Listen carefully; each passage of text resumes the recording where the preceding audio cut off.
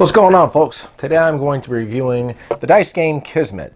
This game came out in 1964 from the Lakeside Corporation, and it is for 2 to however many players you want. The object of this game is you're going to be rolling dice and you're going to be trying to create these different combinations on your sheet to try to score the most points. So let's show you Kismet. Okay, folks, let's go ahead and get started. We'll go ahead and start with the dice. There are 5 dice in this game, and of course it's a 6-sided die. But interestingly enough, there are 3 different colored pips on this die. There's black, there's green, and there is red.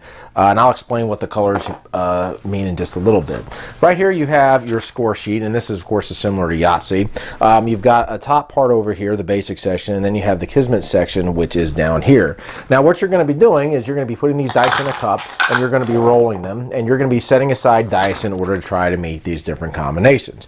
For the top part, you're going to be saving, say, aces, deuces, threes, etc. And here's an example. This is a full house that I made, but let's just say I wanted to go ahead and collect some 6s over here. I could go ahead and roll the dice 2 more times and set aside whatever I want. I did not get anything, so let's just say I rolled again. And again, I did not get anything. So what I could do is I can go ahead and put 18 points here for the 3 6s. Now, on the bottom section, they have different combinations over here. You have 2 pair of the same color. And this is an interesting one because in this case, since the 5s and the 2s are the only reds, a pair of 5s and a pair of 2 of the same color in order to score over here. And you would total all the dice. 3 of a kind, that would be like, say, 3 5s. You would total all the dice for those. Here is a straight. That would be in sequence 1, 2, 3, 4, 5, or 2, 3, 4, 5, 6, and that's worth 30 points. Now, interestingly enough, in Yahtzee, you have a small straight and a large straight. Not the case here. You're only going to have the large straight.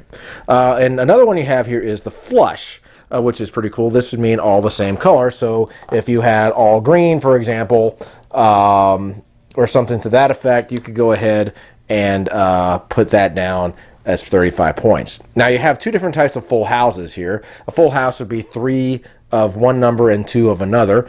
Say you ended up rolling this, 3 4s and 2 5s. Well, you could go ahead and total all the dice, but you're going to go ahead and add 15 points as well. So what you would have here is 22 points plus the 15. Now you have another one that says full house of the same color. Same thing as what I just rolled, but the numbers have to be the same color. So in this case, it could look something like this. All of the same color, and you would do the same thing. You would just total all the dice and then add 20 points. A 4 of a kind would just simply be 4 numbers of a kind. The Yarborough is the same as chance in Yahtzee. This basically means if you rolled, say, junk or something and you're not able to score on any of the open boxes, you go ahead and just simply total all the dice and then put that score down. And the Kismet, of course, is a 5 of a kind. If you're able to get 5 of a kind, you'll go ahead and put 50 points over here. Now, here is an interesting rule. If you happen to roll a second Kismet, there's 2 things that are going to happen. One, you're not going to be able to score an extra Kismet here, so you're just simply going to score it in one of these other boxes over here. And your opponent is going to have to mark off the top open section on his score sheet. So if he turned out he had this section filled out and this one and this one and this one, he would have to put a 0 over here, and he's not going to be able to score in that section. So that's a rather unique rule. A lot of this game is based on decision making. For example, let's just say I happen to roll a 3 of a kind, and I could put the 3 of a kind, of course, here in this section, but if I wanted to, I could also put it here in the 5s on the upper section, so this would be worth 15 points. Now, after you go ahead and fill out all of these boxes, you're going to add these scores up, and then you're going to be able to get bonus points if it turns out that your above total is in between these numbers or over these numbers. So if it turned out I scored 65 points over here, I would get a bonus 35, and then with these 2, I would get more points if I was able to go higher.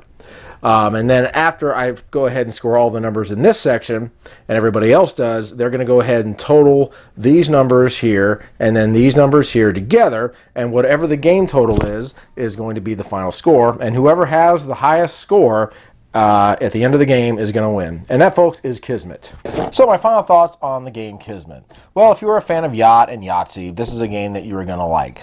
I find that this game is harder than Yahtzee. With the different colors on the die, the combinations can be a little bit harder to get.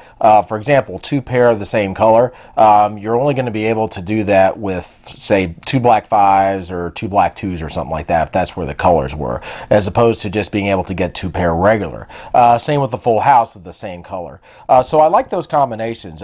Makes the game a lot harder than Yahtzee, in my opinion. And personally, I like this game better because it's more challenging. They have the 3-tiered score system on the very top that you're going to have to factor in as well. Very simple game to learn. I like that little Kismet rule. If you're able to get a second Kismet, the other players are going to have to mark off the top part of their score sheet. That's a unique rule. Yahtzee does not do that. They just give you extra points if you happen to get another Yahtzee. So really cool variant of Yacht for sure. I would recommend it to anybody who likes dice games similar to Yahtzee or Yacht. So guys, that's my review of Kismet. We'll see you later. Keep on gaming.